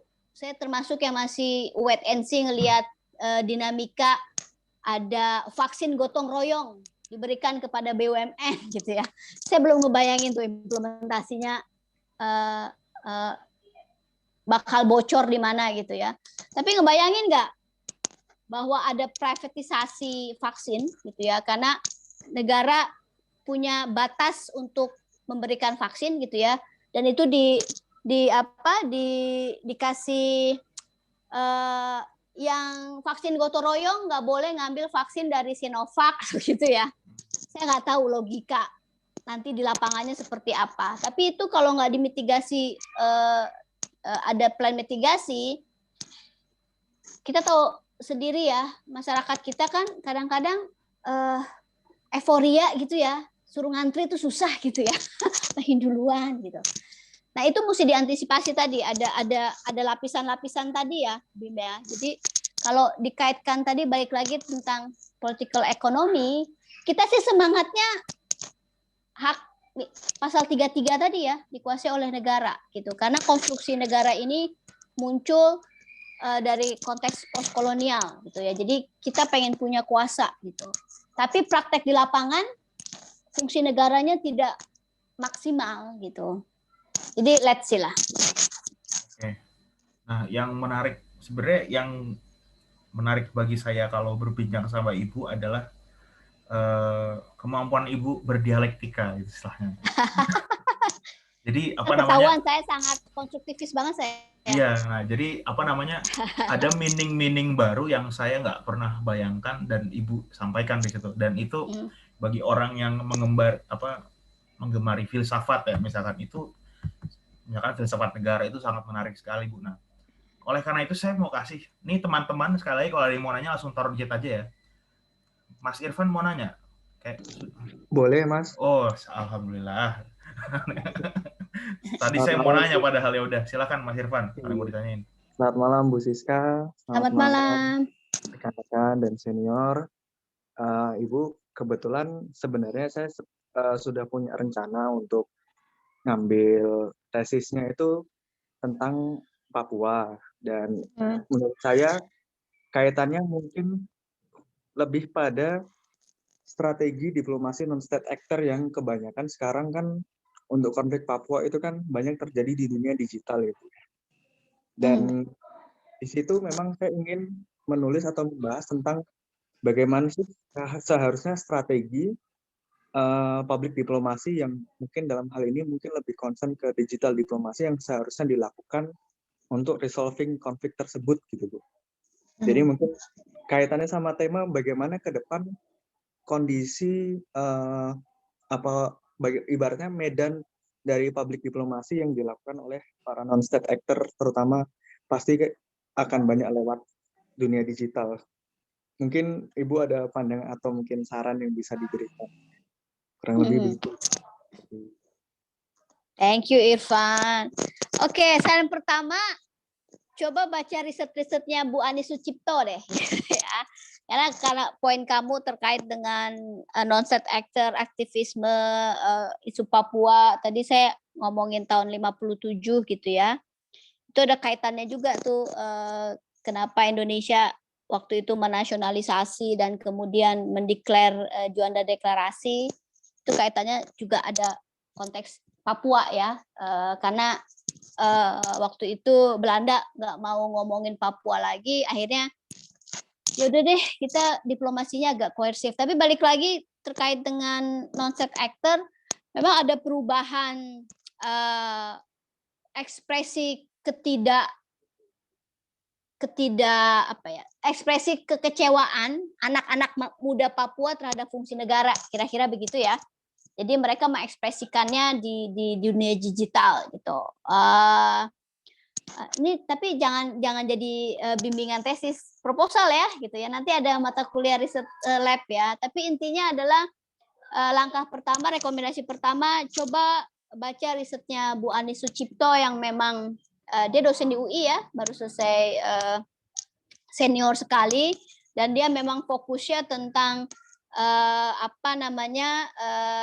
perubahan aktivisme generasi ketiga keempatnya Papua gitu dari tahun 80-an, dan bagaimana kemudian platform digital ini jadi tools-nya mereka untuk mengekspresikan kekecewaannya karena fungsi negara yang harusnya memproteksi, tapi mereka merasakan tidak terproteksi, dan bagaimana kemudian aktivisme mereka di dunia digital tadi bisa meraih diaspora kayak Benny Wenda gitu ya di UK gitu. Tapi saran saya adalah expose dulu literaturnya, atau misalnya akhirnya dalam aksi Kumen ya kemarin ya, Veronica yang LPDP gitu. Tapi itu menjadi menarik ketika misalnya negara meresponnya dengan represif ya. Misalnya kemarin ketika kasus yang di Surabaya itu aksesnya langsung dimatiin di Papua gitu ya, internetnya tuh ya. Dan itu kan kemudian malah sedikit kantor produktif, karena kemudian tadi kamu bicara tentang diplomasi publik gitu ya, bagaimana kemudian mereka malah nggak dapat akses untuk mengetahui apa yang terjadi gitu. Salah satu dampak dari teknologi digital saat ini adalah mengubah platform fungsi media massa ya. Sekarang kita lihat koran-koran atau TV sekarang kan sudah mulai kewalahan, yang platform tradisionalnya udah mulai nggak laku gitu ya. Dan bagaimana yang namanya citizen journalism ini itu menjadi penting. Tapi idenya tentang Papua saya kira menarik, coba dieksplor gitu ya, karena salah satu kritik terhadap persoalan di Papua tadi, kata kuncinya selalu apakah negara berfungsi sesuai dengan fungsinya di Papua gitu. Nah, salah satu yang sekarang menjadi concern kami gitu, karena saya juga salah satu yang tergabung dalam, kita bikin namanya Forum Akademisi Papua Damai gitu ya. Ini sudah mulai ada wacana untuk operasi militer lagi misalnya di Papua. Jadi looking forward, rekomendasi saya coba mulai cari buku-bukunya Bu Ani Sucipto sama Muridan Wijoyo ya. Terima kasih Bu. Yuk, sama-sama. Oke, terima kasih Mas Irfan. Saya lanjutin pertanyaan saya Bu ya. Jadi yes, kemampuan Ibu berdialektika tuh mengingatkan saya satu momen di salah satu apartemen Jakarta Selatan di Gandaria gitu. apartemennya guru saya gitu. Itu masih kan? masih beliau kasih saya insight waktu itu. Bahwa dalam hubungan internasional itu bisa dibagi jadi tiga dikotomi lah, tiga mazhab besar gitu. Kalau dari aliran Prancis gitu. Nah, rumah pertama itu adalah tempat orang-orang yang memandang bahwa bernegara itu harus maximizing power and wealth. Nah, itu dalam bahasa Prancis kalau nggak salah maison, rumah gitu. Nah, rumah besar, rumah mewah gitu. Nah, di situ karena maximizing power and wealth, di situ orang-orang dan paham-paham yang berkumpul adalah realisme dan liberalisme. Jadi kalau konteksnya kita kaitkan dengan tema perbincangan kita malam ini, AR and teknologi. Jadi produksi teknologi itu harus digunakan untuk maximizing power. Mungkin contohnya seperti nuklir dijadikan senjata militer, gitu kan? Atau maximizing wealth. Misalkan Cina bikin Baidu. Dengan Korea bikin WeChat, atau Jepang bikin Line, yang itu platform chatnya itu dipakai untuk negara-negara pasarnya mereka. Jadi maximizing wealth itu. Nah, karena Ibu sangat konstruktivis ya gitu. Nah, yang mazhab kedua menurut Pak Shaltut itu disebut la kampangnya gitu. Jadi kampung gitu. Jadi orang-orang kampung kan orang-orang yang hidupnya tidak cepat ya. Nggak terlalu ngoyo gitu kalau bahasa orang Jawanya gitu. Dia tidak punya orientasi terlalu besar untuk maximizing wealth atau power gitu. Jadi orang-orang di kampung ini punya orientasi bernegara adalah mencari makna baru gitu. Nah, yang saya belum belum dapat, dan saya pengen tanya adalah teknologi kalau dibedah pakai cara pikir ini apa Bu? Apa sih makna barunya teknologi dan negara? Bagaimana sih harusnya negara itu deploy di teknologi? Kalau bukan untuk power and wealth, jadi harusnya buat apa? Gitu. Selalu it depends on how you construct your question ya, Bim. Ketika tadi kamu sudah memformulasikan pertanyaan yang mau dijawab, harusnya negara seperti apa gitu. Itu pasti orang-orang konstruktivis akan menjawab itu relatif ya.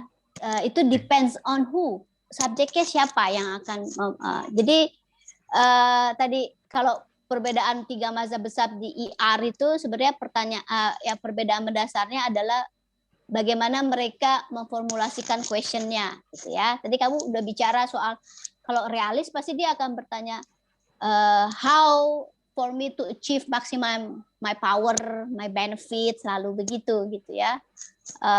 Tapi kalau konstruktivis akan selalu concern dengan do we talk the same language when we talk about teknologi gitu ya. Teknologi apa dulu nih yang kita omongin? Kita akan selalu mempertanyakan itu dulu dasarnya. Jadi nggak taking for granted semua akan punya pemahaman yang sama gitu, karena ada konteks intersubjectivity meaning gitu ya, gitu.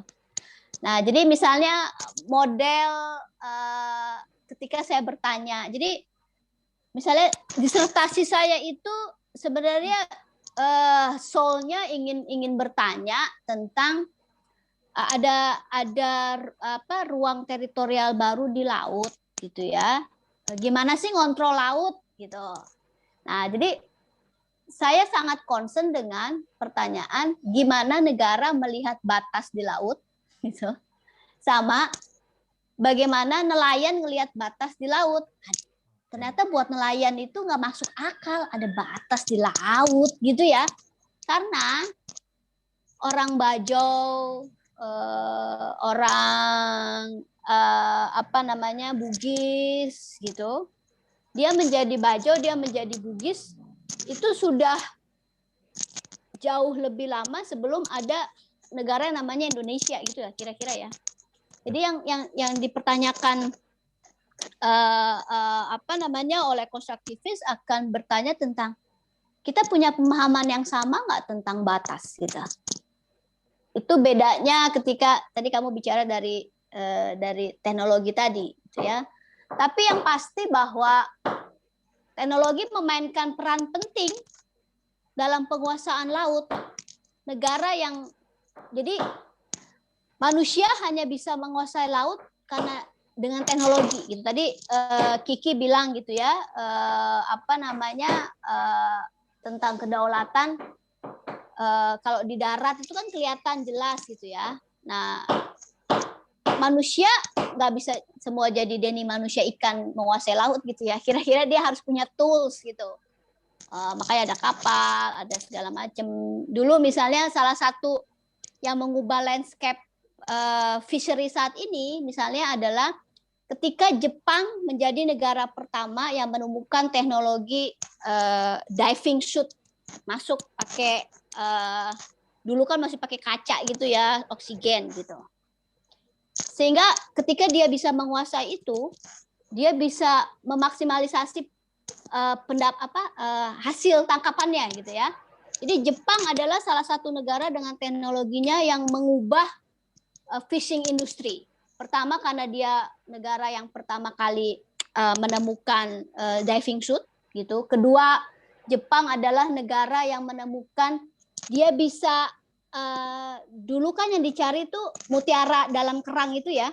Nah, Jepang itu jadi negara pertama yang menemukan teknologi bahwa mutiara itu bisa di cloning gitu loh. Jadi nggak pakai alam tapi bisa diintervensi gitu. Jadi manusia bisa masukin, jadi bisa dibudidaya lah ya gitu. Nah, sama penemuan yang namanya mothership gitu. Jadi Jepang adalah negara pertama yang menemukan teknologi bahwa kapal pengambil ikan itu dilengkapi oleh mesin es. Jadi hasil tangkapannya itu bisa di-store gitu, lama, terus bikin sarden, Jadi kayak kapal perangnya Amerika gitu loh, semua ada gitu. Dan itu disubsidi negara waktu itu di restorasi Meiji ya. Jadi bayangkan kapal-kapal dengan kemampuan besar itu, dia ngikis semua nelayan tuh saat itu. Nah, Jepang menjadi negara yang waktu itu sangat marah banget sama Indonesia ketika tahun 57 kita nutup laut loh. Itu biasa mereka ngambil ikan di Laut Arafura gitu ya. Tiba-tiba diklaim jadi miliknya Indonesia itu. Nah, kita melihat di situ bahwa teknologi bisa mengubah bargaining posisi sebuah negara gitu. Balik lagi ke pertanyaan kamu tadi ya, harusnya seperti apa? Saya termasuk orang yang menghindari pertanyaan harus gitu, karena harus reflect terhadap realitasnya seperti apa gitu ya. Jadi there is no such version, tapi lebih kepada konsensus tadi ya. Semua subjek stakeholder itu memiliki pemahaman yang sama nggak gitu. Selama itu belum diraih, yang ada ya masih pakai hukum siapa yang kuat dia yang power ya. Kira-kira gitu Bim. Panjang banget ya, tapi anyway. Oke. Ini ada yang nitip pertanyaan di kolom chat Bu. Yes. Jadi soal kajian HI dan teknologi sepertinya akan terus berkembang dan menjadi salah satu objek kajian yang menarik. Jika melihat tren seperti itu, apa nih yang mesti disiapkan oleh para akademisi hubungan internasional dari sisi teoritis dan praktis? Oke, pertama adalah kalau saya adalah kemampuan beradaptasi yang cepat, gitu ya. Saya termasuk yang masih lama dibandingkan Om Saltut untuk beradaptasi dengan teknologi ya. Saya yang diundang di Clubhouse saja sama Mas Saltut, Mbak masuk Mbak, sampai sekarang cuma download doang belum masuk gitu. Karena itu kembali lagi pada human karakter ininya ya. Jadi salah satu tantangan bagi studi HI adalah kita harus cepat mengikuti pemahaman tentang teknologi gitu ya. Dan itu kemudian menjadi pilihan kita. Mau embrace menggunakan gitu ya atau tidak. Tapi yang pasti adalah teknologi ini akan selalu menjadi poin penting dari perubahan perilaku negara, kira-kira begitu ya. Tapi kemudian juga dikaitkan tadi, kalau saya membuka dengan definisi teknologi yang agak luas gitu ya. Tadi kamu bicara dengan tidak digital atau segala macam. Karena saya memahaminya teknologi itu selalu adalah niatnya baik gitu ya. Sama ketika orang mengkonotasikan politik itu buruk gitu. Padahal semangat Aristoteles atau Plato itu kan politik itu adalah ilmu atau pengetahuan bagaimana kekuasaan itu bisa di-manage untuk wise lah gitu kira-kira. Tapi kemudian kan ke sini jadi konotasinya buruk gitu ya, sama seperti pencitraan. Pencitraan itu nggak selamanya buruk loh gitu ya. Bahwa setiap negara itu pasti pengen memformulasikan wajahnya yang baik gitu ya, kira-kira begitu. Nah, sama seperti ketika tantangan terhadap teknologi dan IR. Teknologi akan selalu menjadi aspek elemen faktor yang harus dilihat sebagai entah trigger atau perubahan dari kebijakan sebuah negara gitu. Dan keep up dengan teknologi tadi juga udah disebutin Mas Afrizal misalnya terkait dengan nikel, Tesla gitu ya. Kita melihat nih bahwa ketika Indonesia sadar kita menjadi negara penghasil nikel, tapi kita nggak punya teknologi, gitu ya. Ceritanya kalau Pak Luhut ceritanya adalah nawarin ke Amerika, sedangkan kita belum punya untuk memanfaatkan teknologi si nikelnya sampai bisa di ini. Jadi semangatnya itu kan sebenarnya kita nggak mau jual nikelnya kasar gitu ya, raw material, tapi mau di added value dulu, ada smelter, ada ininya gitu. Tapi kita sudah melihat, sudah ada reaksi dari Uni Eropa loh, akan mengajukan banding ke WTO gitu, karena ada diskriminasi, akses ekspornya kita tahan, nggak boleh dulu. Itu udah ada reaksi politis tuh, gitu. Tapi kan itu yang akan terjadi gitu ya, bahwa setelah minyak gitu, nikel ini akan menjadi sumber utama untuk, karena di satu sisi sudah mulai ada tadi kesadaran tentang lingkungan ya, energi dan lain-lain, sudah ada mau transisi green economy, climate change yang semakin ini gitu ya. Tapi itu poinnya itu, kalau saya melihat kalau Indonesia bisa mengubah global supply chain-nya tadi tentang nikel, kita menjadi mandiri seperti semangatnya Soekarno waktu itu gitu ya. Kalau teman-teman tertarik dengan sejarah gitu ya, tujuan Soekarno tahun 50-an, 60-an itu mengirim anak-anak muda untuk belajar engineering itu kan sebenarnya itu, tapi kemudian ada konteks 65 gitu ya. Saya bisa bicara lebih banyak, tapi itu juga kita melihat bahwa tadi kalau dari realis gitu ya, wah kalau ketika sebuah negara itu sudah dianggap mengancam, pasti akan ada aksi-reaksi lah.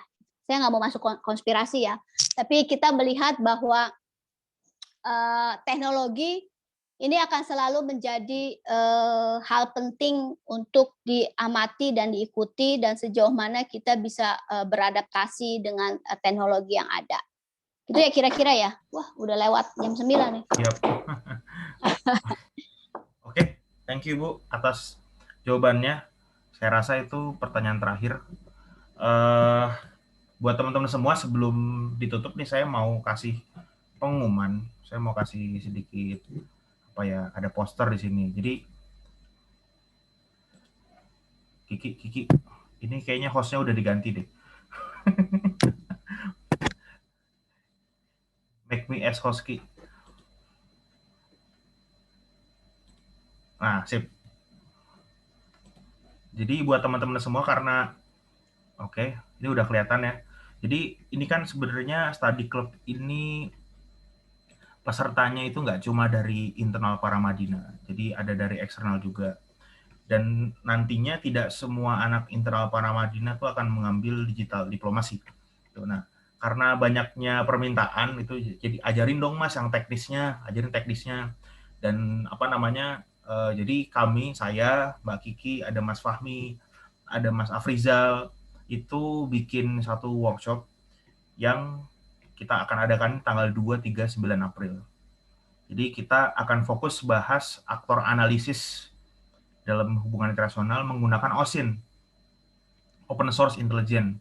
Jadi gimana cara kita ambil data dari internet, lalu kita melakukan aktor analisis dari situ. Nah, ini relate sama pembicaraan tadi yang Bu Sika sudah omongin, bahwa dalam dunia digital itu ada ruang-ruang di mana aktor itu bisa bebas beraksi di situ, mengambil dan menyebarkan informasi atau bahkan memfabrikasi informasi. Nah, di sini kita akan belajar itu. Jadi di sini saya dan teman-teman akan mengajarkan soal gimana sih caranya grabbing data dari sosial media. Itu kan ilmu paling simpel lah gitu. Karena ternyata tidak semua orang bisa. Dan ini nggak membutuhkan skill coding ya. Jadi teman-teman yang emang nggak punya skill teknis mau ikutan aja nggak masalah gitu. Terus ada juga di modul keduanya itu soal network analysis. Jadi setelah kita mengambil data dari sosial media, kita pakai metode network untuk memetakan bagaimana sih interaksi aktor itu di ruang digital. Gitu. Jadi itu modul kedua. Dan modul ketiga, setelah teman-teman sudah bisa ambil data, teman-teman sudah bisa olah data yang pakai metode network, lalu teman-teman akan kami kasih waktu seminggu untuk bikin mini project. Itu. Jadi silakan teman-teman develop your own actor analysis.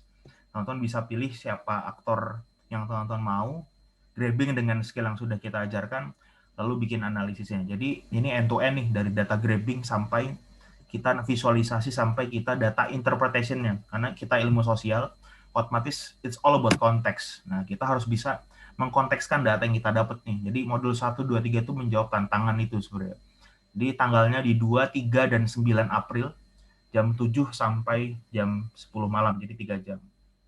Nah, bagi teman-teman yang nggak bisa ikut, jadi kalau bagi teman-teman internal Paramadina yang itu bentrok dengan jadwal kuliah, nggak usah khawatir, karena kita akan kasih fasilitas itu workshop video documentation.